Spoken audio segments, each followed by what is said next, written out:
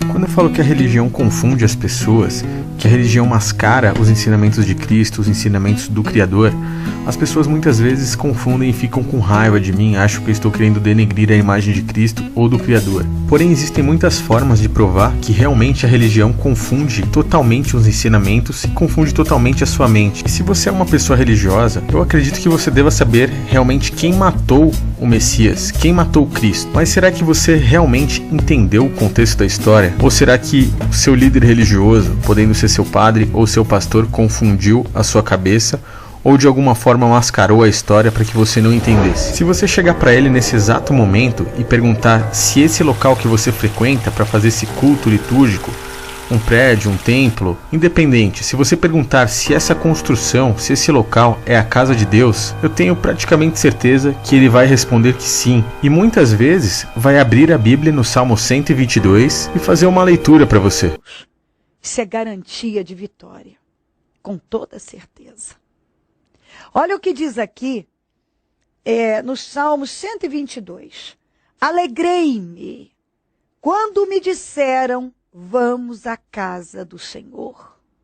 Vamos à casa do Senhor. Ele vai dizer: eu estou alegre, eu estou feliz, porque eu estou indo à casa do Senhor.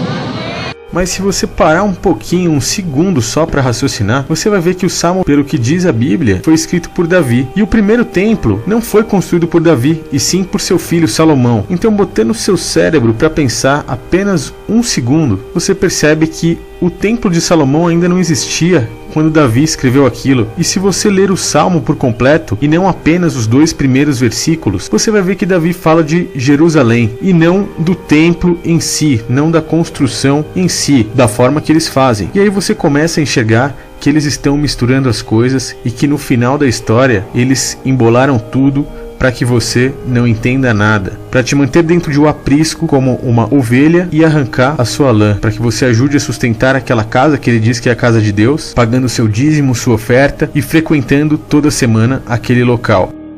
Em nenhum momento das escrituras elas falam isso. E continuando mais ainda no engano, se você perguntar ao seu líder religioso, padre ou pastor, se aquele templo na época do Messias, na época de Cristo, é a casa de Deus, e ele vai defender arduosamente que sim. Da mesma forma que ele comparou o Salmo 122 com a casa de Deus e com o seu templo religioso, ele vai comparar aquele templo com o seu templo, vai defender de todas as formas. E ainda vai dizer que o próprio Messias chegou no templo e disse: não façam de comércio a casa do meu pai. Realmente ele disse isso, mas não se referia ao templo. Ele se referia à mesma casa de que Davi se alegrava, a cidade de Jerusalém, aonde havia sido construído aquele templo feito por Herodes, e que não era um templo religioso como vocês pensam que são nos dias de hoje. Naquele templo não haviam cultos, nem missas, nem santa ceia, nem nada que você vê nos dias de hoje. Haviam apenas o sacerdócio levítico, o qual ficou no Calvário após a morte de Cristo, e em seu maior perímetro ele realizava julgamentos políticos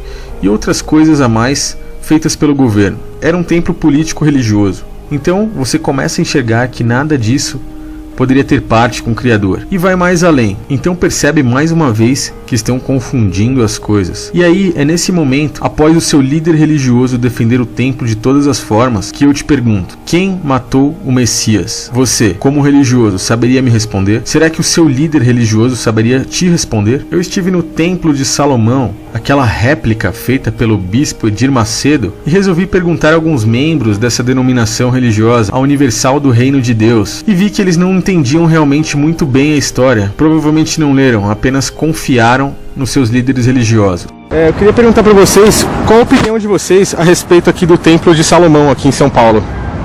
O que vocês acham assim do templo? Tirando que ele é muito lindo, né? Não somente por fora, mas por dentro também.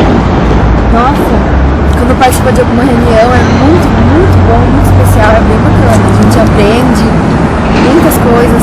E a respeito do que o povo fala sobre que foram sacerdotes do próprio templo na época de Jesus que mataram ele, vocês teriam alguma coisa a dizer sobre isso? Tem nada a falar. Pesquisar na Bíblia. Tem que ler a Bíblia para saber a resposta. Legal. Bom dia, pessoal, tudo bom? Queria saber a opinião de vocês sobre o Templo de Salomão, que foi construído pela Igreja Universal. Vocês poderiam falar pra gente sobre isso, alguma coisa? Eu acho que é uma obra grandiosa de Deus, né? Que Deus usou o bispo, né? Tudo para construir, deu direção espiritual para ele, é uma bênção de Deus esse templo, porque onde vem milhares de pessoas do mundo inteiro para cá para visitar o templo, né? Ele é uma bênção, é uma coisa linda, né? Extraordinária, né?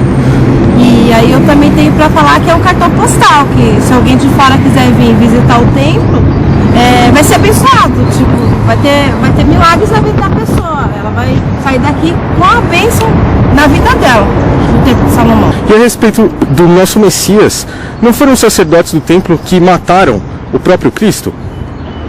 As pessoas muitas vezes pregam que ele pregou contra esse templo. Você concorda com isso ou não?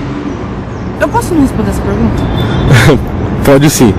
Pra mim, eu não vou responder essa pergunta, desculpa. Bom dia, tudo bom? Você poderia dar pra gente a sua opinião a respeito do templo de Salomão aqui em São Paulo?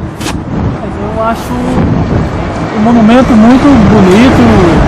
Acho que o pessoal tem que apoiar a construção dos templos desse jeito, porque é cultura também pro nosso país e é bacana, quem tem a fé, né, quem quer seguir a religião, eu apoio isso e acho interessante. E nas escrituras é pregado os próprios sacerdotes do templo na época de Jesus mataram ele. Você saberia dizer alguma coisa pra gente sobre isso? Mas eu não sei te informar sobre isso, mano. Tá bom. O senhor poderia passar pra gente qual a opinião sobre o templo de Salomão construído aqui no Brasil? O templo de Salomão, pra mim, foi algo que o Espírito Santo colocou dentro do bispo Macedo, para que ele viesse construir esse templo para ganhar almas. O intuito do templo não é nada, a não ser ganhar almas. Então ele fez isso para ganhar almas. Então é almas que vêm de todo lugar, de todo o país, conhecer gente que antigamente era incrédulo, não cria em Deus, e a partir do momento que colocou a planta dos pés dele aqui dentro do templo, começou a acreditar nas coisas de Deus, começou a ver os milagres de Deus. Então é isso, eu acho que o templo foi construído para isso, para ganhar almas. Tá? Legal. O senhor é obreiro aqui no templo? Não, eu sou obreiro, mas não daqui do templo. Tá bom. Da Igreja Universal, mas não daqui do templo. E a respeito do que o povo fala sobre que foram sacerdotes do próprio templo na época de Jesus que mataram ele. Fala pra gente. A minha opinião sobre o templo, né, e sobre a morte de Jesus. Que Jesus ele já veio pronto para isso, para sacrificar a própria vida dele por nós, para que hoje a gente esteja aqui vivo, liberto e salvo. Então, eu acho que quem matou Jesus foi os fariseus. Os fariseus que congregavam no templo, né? Que Jesus disse que eles eram fariseus, raça de víbora, né? E que ele atrapalhava muita gente à salvação dele. Então, os fariseus foram que crucificaram e mataram Jesus. Mas Jesus já veio nesse propósito de dar a vida por nós. Não tinha outro caminho, não tinha outra escolha. Então, ele morreu para que a gente estivesse aqui agora. Essa é a minha opinião.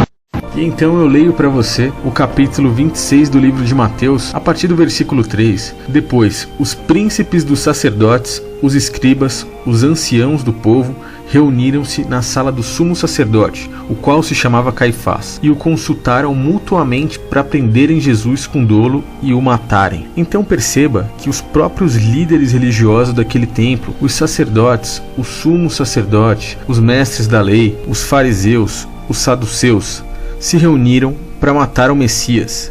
Se aquela era a casa de Deus, aquela é a casa do Pai, o qual eles relacionam com os templos religiosos, tanto evangélicos quanto católicos nos dias de hoje, por que é que o povo desse templo quis tanto matar ele? Será que ele falou algo que incomodou esse povo? Será que ele fez algo que incomodou esse povo? Será que ele chegou para multidões e mostrou que não era necessário os sacrifícios de animais religiosos que eles faziam naquela época, advindo de Moisés? Será que ele disse que não era necessário, mas que se tivesse um templo, que se dessem os dízimos dos alimentos aos levitas? Será que ele acabou com todo esse ritual religioso? Será que ele deturpou a religião que aquele povo seguia e disse que eles não conheciam o verdadeiro Criador? Para se herdar a vida eterna, bastava apenas amar e cuidar do seu próximo. Todas aquelas coisas físicas que eles faziam não adiantavam nada. Sim, ele disse tudo isso, e realmente o mataram. O seu líder religioso jamais te dirá a verdade, pois desde aquela época eles não aceitaram perder aquela boquinha dos dízimos que eles recebiam. E para receber dízimos, eles necessitavam sim do templo. Eles tiveram que costurar o véu que foi rasgado e precisaram dos sacerdotes, o qual ofuscam o verdadeiro Messias que se colocou como sumo sacerdote, invalidando a necessidade de outros sacerdotes como homem na terra, da mesma forma que existia antes. Então, os sacerdotes do templo, o templo que eles defendem tanto nos dias de hoje, mataram o Messias. Comece a estudar e veja quais as relações que esse povo tem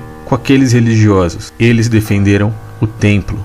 Muitos ainda vão usar o artifício no livro de Atos, querendo dizer que os apóstolos converteram 5.000 pessoas em frente ao templo e eles iam ao templo todos os dias, assim como Eli Soriano fez em uma de suas pregações. Atos, vamos no livro de Atos. E perseverando unânimes todos os dias no templo. Perseverando unânimos todos os dias no templo. Onde? No templo. Onde? Se não tem templo, o que nós devemos fazer? Não tem templo. Ou tem salão de eventos, como isso?